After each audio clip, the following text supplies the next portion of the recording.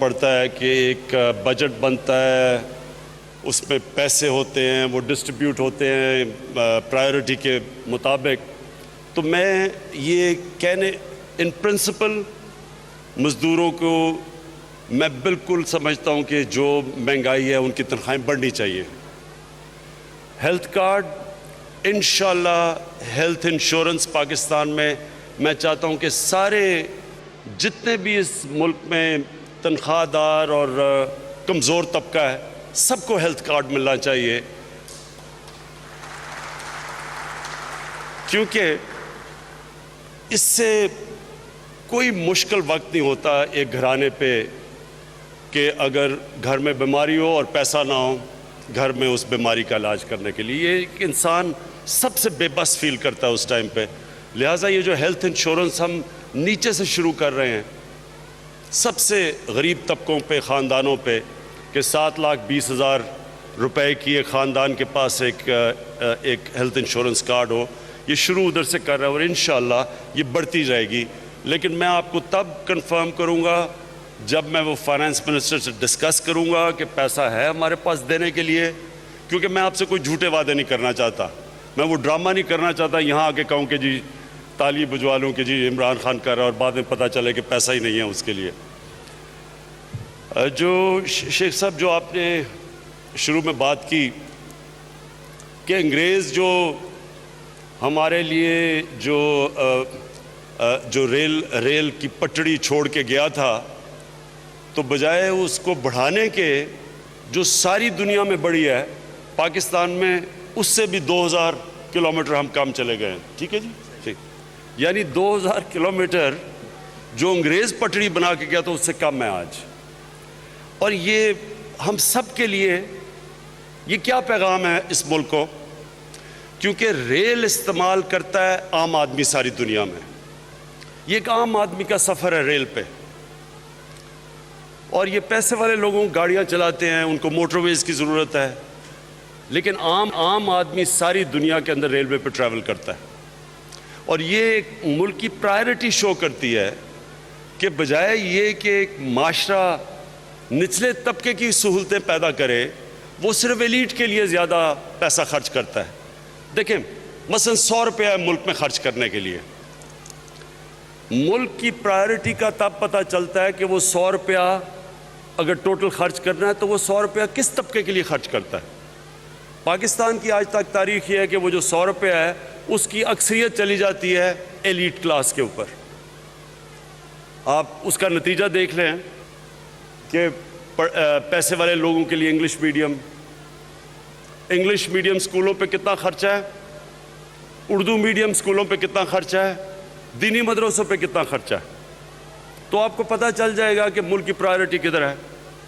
پھر انگریزی میں ہوتا ہے امتحان سول سروس کا، سب سے امپورٹنٹ امتحان ہوتا ہے جس میں نوجوان اپنے فیوچر دیکھنا چاہتے ہیں.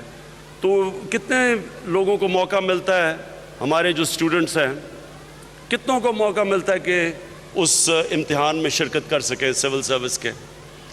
اسی طرح یہ جتنی بھی ہسپتال دیکھ لیں، اگر پیسہ ہے تو اچھا علاج ہے، نہیں تو سرکاری ہسپتال. اور سرکاری ہسپتال جو انگریز چھوڑ کے گیا تھا وہ نیچے گرتے گئے ہیں. اب اچھا علاج ہے تو پرائیویٹ ہاسپٹلز میں ہے. تو یہ ایک مائنڈ سیٹ ہے جو میں جب نیا پاکستان کی بات کرتا ہوں ایک نئی سوچ کی بات کر رہا ہوں کہ 100 روپے میں سے اکثر جو زیادہ پیسہ خرچ ہو کہ ہم نچلے سے جو لوگ پیچھے رہ گئے ہیں ان کو اوپر کیسے لا سکتے ہیں. اور یہ ہوتا ہے مہذب معاشرہ. اور یہ چائنا نے کیا تھا. چائنا نے اپنے نچلے طبقے کو اوپر اٹھا کے اور وہ کہاں سے کہاں پہنچ گیا. اور ہم نے ابھی تک ہمارا اوپر کا طبقہ امیر ہوتا گیا ہے اور نیچے جو طبقہ ہے ان کی جو سٹینڈرڈ آف لیونگ ہے وہ بلکہ نیچے چلی گئی ہے. بر صغیر میں ہم سب سے پیچھے رہ گئے. تو میں اس لیے آج خاص طور پہ آیا تھا یہاں شیخ صاحب کہ میں یہ سمجھتا تھا کہ جو ریلوے کا جو انسان جو ٹریول کرتے ہیں ریلوے پہ وہ ہماری عام پبلک ہے. ایک تو عام پبلک کے لیے ہم نے اس کو بہتر کرنا ہے. دوسرا سڑکوں کے اوپر اگر پریشر اتارنا ہے تو ہمیں ریلوے کو ڈیولپ کرنا ہے. اپنی جو سارے ملک میں جو پٹڑیاں ہیں ان کو بڑھانا ہے. جو ML1 کی بات کر رہے ہیں, یہ ایک انقلاب آ جائے گا پاکستان میں. اگر کراچی سے پشاور تک اگر ML1 بن جاتی ہے تو اس سے جو ملک کو معاشی طور پہ فائدہ ہے, جو ٹریول کے اندر لوگوں کے آسانی ہو جائے گی, اور خاص طور پہ عام انسان کے لیے آسانی ہو جائے گی, تو وہ ایک انقلاب ہے. اور پھر جو فریٹ کی آپ نے بات کی کہ یہاں مافیا بیٹھا ہوا ہے تیل والا, جو کہ صرف ٹرانسپورٹ سڑکوں کے اوپر وہ ٹینکرز کا مافیا ہے, اور جو اصل سستا ٹریول ہے فریٹ کے لیے وہ ٹرین ہے.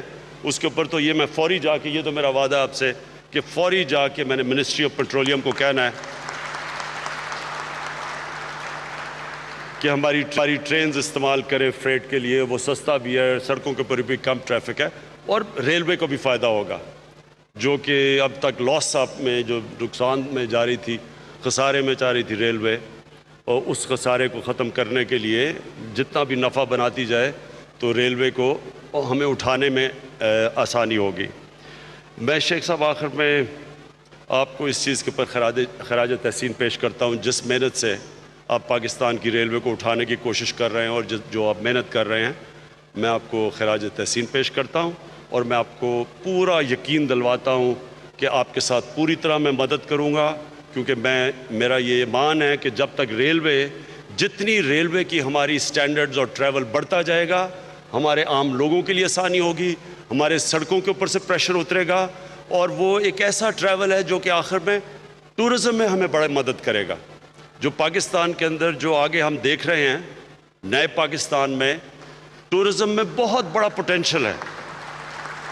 یہ اللہ نے اس ملک کو, آپ کو اندازہ نہیں کہ ٹورزم میں کیا کیا چیزیں دی ہیں.